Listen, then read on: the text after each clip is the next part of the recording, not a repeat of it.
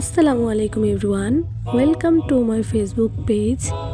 কেমন আছেন সবাই? আশা করি সবাই অনেক ভালো আছেন। বরাবরের মতন আবারও নতুন আরেকটি রেসিপি নিয়ে আপনাদের মাঝে এলাম। তো আমার আজকের রেসিপিটা হচ্ছে ছোলার ডাল দিয়ে মুরগির পা গিলা কলিজা ভুনা। তাহলে চলুন ভিডিওটি শুরু করা যাক। প্রথমেই পেঁয়াজ মরিচ রসুন একসাথে ব্লেন্ড করে নিয়েছি। তারপর আমি এখানে গরম পানি দিয়ে আটার ডোটা সুন্দরভাবে করে নেব।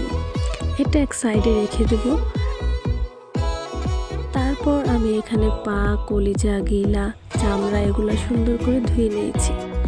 তো ধোয়া হয়ে গেলে আমি এখানে কড়াই বসিয়ে দিয়েছি। কড়াইতে তেল দিয়ে পেঁয়াজ বাটাগুলো দিয়ে দিয়েছি।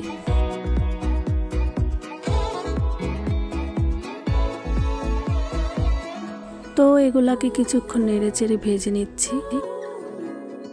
তারপর আমি একটু গরম মশলা বাটা দিয়ে দেব।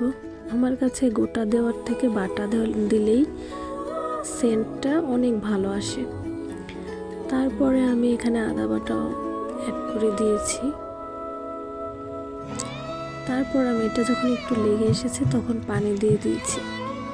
পানি দিয়ে আমি এখানে একটু নেড়ে একে একে মশলাগুলো দিয়ে দেব। হলুদ, মরিচ, লবণ, ধনিয়া গুঁড়া এগুলো ভালো করে কষিয়ে নিতে হবে। তো আমি একটু পানি দিয়ে নিলাম, এটাকে আমি ভালো করে কষিয়ে নেব।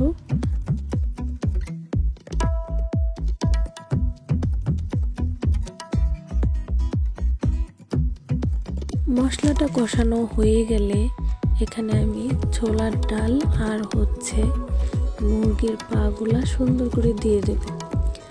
এটা আমি একসাথেই কষাবো। অনেকেই আলাদা আলাদাভাবে কষায়, কিন্তু আমার কাছে মনে হয় একসাথে কষালেই ভালো হয়, তাই আমি একসাথেই কষাবো। এক একজনের রান্না এক এক রকম। তো দেখেন আমি এটাকে নেড়ে চেড়ে ভালো করে ঢাকনা দিয়ে ঢেকে ঢেকে কয়েকবার কষিয়ে নেব।